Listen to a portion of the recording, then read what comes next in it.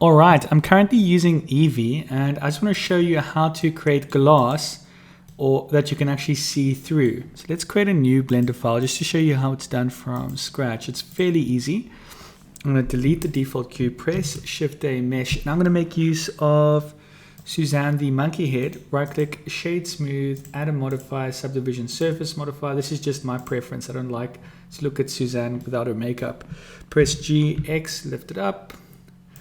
G, Y, chuck it to about there, and then press Shift A mesh, and we're going to make use of a UV sphere in this example. Right click, shade smooth, S 1.5. That's looking good. Let's see how our camera sees it. That's perfect. All right. Now with the Suzanne, just for interest's sake, we're going to make it gold. We're going to change from principled to glossy and give this like a yellow color and make it 0.15. We'll make it pretty much gold. Change to render view. The other thing I'll do, whenever you're using glossy, it's always good to use an environmental texture, or you have to adjust the lights quite a bit, and I don't want to do that in this example, so I'll just use one I got from hdrhaven.com. You can download them there for free. It will take a little second to load.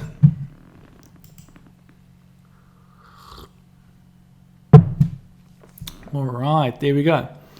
That's looking a lot better. And obviously, if you don't like how that looks, go back to your materials, perhaps make it a slightly lighter color like that, and maybe make it 0.1. And if you want to see how it looks, it's good enough for this example. I'm quite happy with that. Let's go back to our camera view. Now let's select this ball over here. And just to make it look a bit neater, let's add 2 levels of subdivision to make it look much more smooth around the edges. Add a material. And normally to create a glass material, you go here and you click glass. And as soon as you click glass, this is what you get. So the first thing you can do is adjust the roughness. So let's say you make no roughness. This is when it's 100% transparent. But if you've noticed, you can't see the object behind this. All right? So in order to see that, within your material properties, with your glass material selected, you need to go down here and you need to turn on screen space refraction. Now initially when you move this, let's make this 0.1. It looks good, but you still can't see anything. And that's because our Evee render settings needs screen space reflections turned on, expand it open, and turn on refraction. And just like that, glass is working perfectly. And obviously, because it's glass, you could mess with the roughness if you want to make it look more interesting. Maybe make this 0.5, a bit more blurry, or maybe you want to make this 0.3. And then you want to turn on,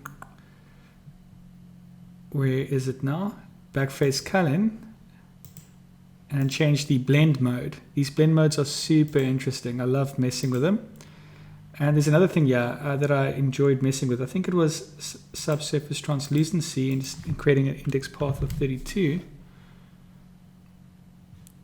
And changing this to about 0.1. Looking at that, you can see it's separate, which is good.